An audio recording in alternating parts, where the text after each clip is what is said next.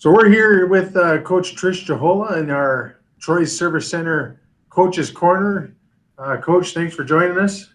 Thanks. Tonight we have the Two Harbors Agates here at Proctor High School in Game 4 of the shortened season.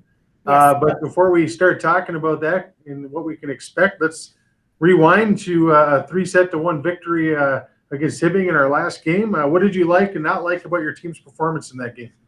I liked that we played volleyball. We were communicating well and making things happen. It just seemed to flow that much better. I did not like, I think we still struggle on our short game and we need to move our feet a little bit more, but that's something that we can improve on. So. Okay. And so who stood out to you as kind of key players in that win?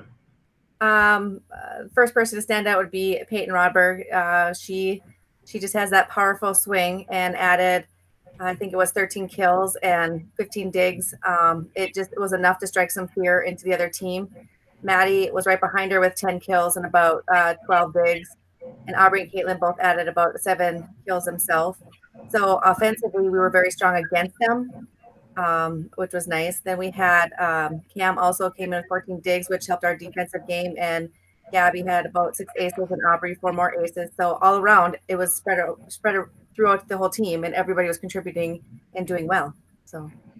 Yeah, you talked about when we met before that game about the practice the day before and kind of getting them to move their feet and see an improvement in that area because of that practice.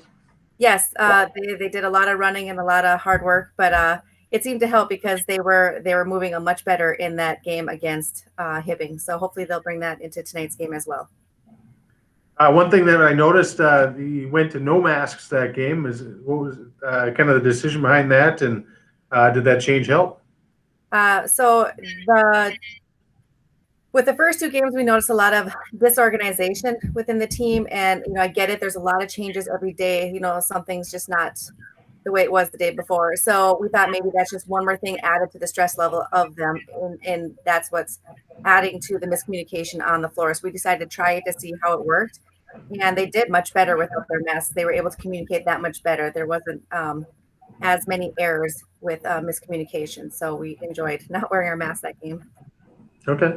Is that something you plan to continue then, just not wear the mask? Yes. Yeah, we will not wear masks tonight as well. Okay. So the season so far, 3-0, about a quarter of the way through this shortened season. And looking at the team, have they progressed in their play the way that you hoped to this point of the season?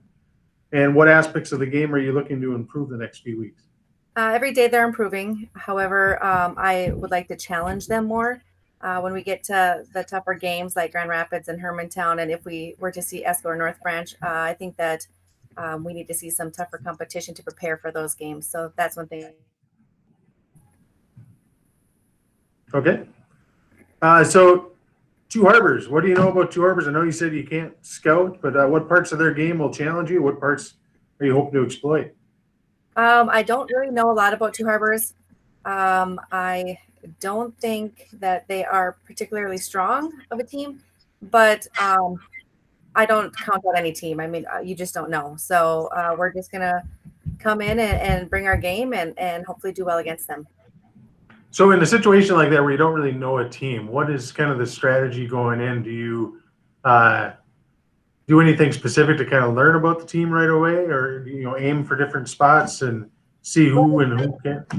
We always watch their warm up to see if anybody stands out. And we, as long as we are moving our feet and getting our serves in and putting up those good passes, everything else falls into place. So as long as we play our game, I think we're strong enough to beat most any team. So I guess you kind of touched on it already, but what will be kind of the keys to success for your team tonight?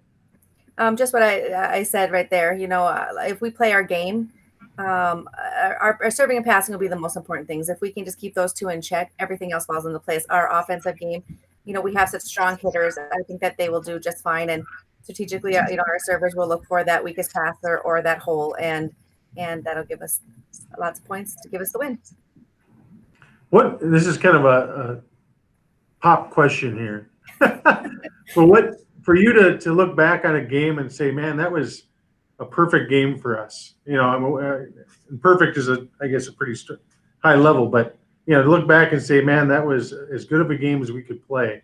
What would have to happen for that to be true? Um, a lot of, I think a lot of it starts in a lot of great passes because, um, like I said, if we can do those two things well, everything else falls into place. So if we're getting a lot of good digs and being able to set up our players while also getting a lot of those good serves, then that's all we really need to do because everything else will just come into play after that. So the next time we meet in our coaches' corner will be before your final home game of the year, which is the final regular season game, which is about a month from now. Between then and now, you have 6 games on the road, including trips to Virginia, Hermantown, Grand Rapids. What are you hoping we're talking about in this coaches' corner after that stretch of games? Well, hopefully we're seeing, a lot of improvements with our short game, that we're able to pick up those digs and stuff like that. And hopefully you're talking about all of our wins that we had, because we're going to be facing some tougher teams and hopefully, we'll do well against them. Can you tell us a little bit about JV and C team right now? How are they progressing? How are their seasons going? C team. So I had the privilege of coaching them last week, and they are coming along real well.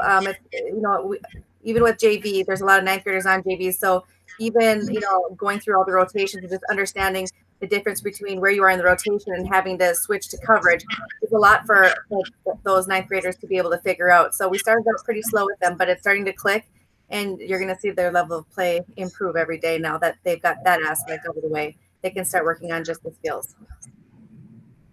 And that's JV as well as Yes. same deal. Yep. Okay. There's a lot of ninth graders on JV and C team. So yeah. Okay. Well, again, best of luck tonight and best of luck on the road as you travel off and do 6 road games in a row. This has been our Troy Service Center Coach's Corner with Coach Trish Shahola. Again, thank you, Trish, for joining us, and best of luck. Thank you for having us. Good night.